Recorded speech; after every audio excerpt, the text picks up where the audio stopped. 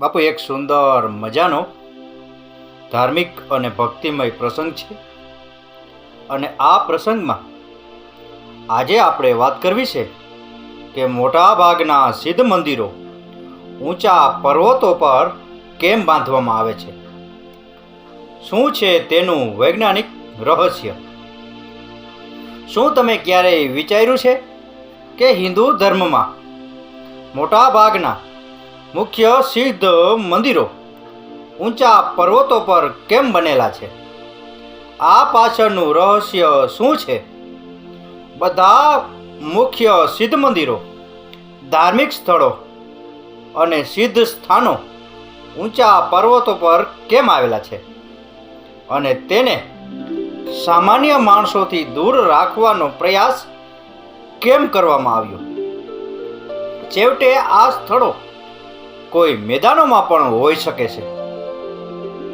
જ્યારે જ્ઞાની અને જાણકાર લોકોને પૂછવામાં આવ્યું ત્યારે પર્વતો પર મોટા ભાગના સિદ્ધ મંદિરો અને શક્તિપીઠોની ઘણી રહસ્યમય બાબતો પ્રકાશમાં આવી, જેના કારણે આ રહસ્યોના સ્તરો એક પછી એક ખુલવા લાગ્યા. આ વિષય પર ઘણા નિષ્ણાતો પાસેથી જે બાબતો પ્રકાશમાં આવી છે તે ખરેખર ચોંકાવનારી છે. ચાલો જાણીએ કે સિદ્ધોએ આ વિશે શું કહ્યું છે. 1.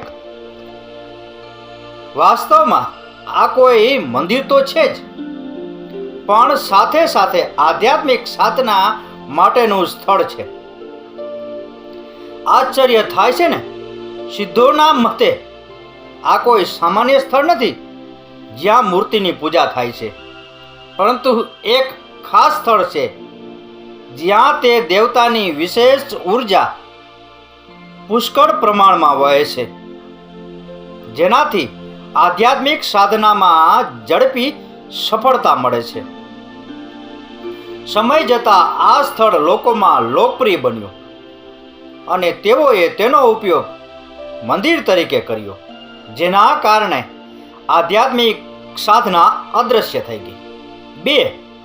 કોઈ પણ આધ્યાત્મિક સાધના માટે ઘોંઘાટ અને શોર બકોરથી દૂર અત્યંત એકાંતની જરૂર પડે છે અને આ સુવિધા મેદાની વિસ્તારોમાં ઉપલબ્ધ નથી અને પર્વતીય વિસ્તારોમાં વસ્તી ખૂબ ઓછી હોવાથી અહીં આધ્યાત્મિક સાધના કરવી અનુકૂળ છે.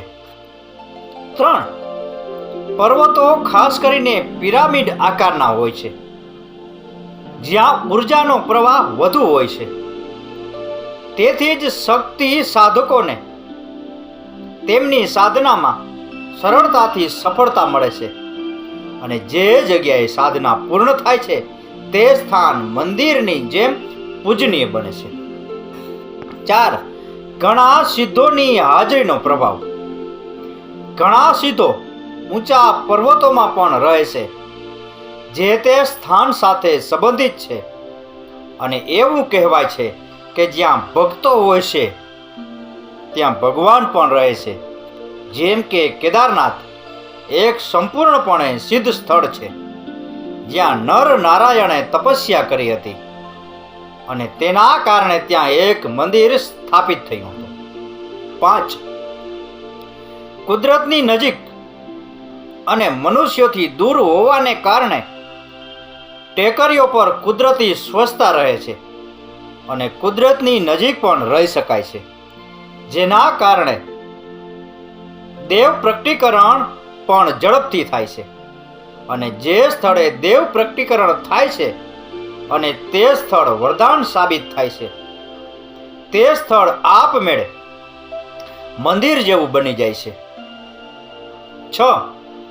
લાંબી અને મોટી ધ્યાન સાધના માટે યોગ્ય. ઉજ્જડ અને રહસ્યમય હોવાને કારણે પર્વતો લાંબા અને મોટા ધ્યાન માટે વધુ યોગ્ય છે, જ્યાં સફળતાની શક્યતા વધુ હોય છે. 7.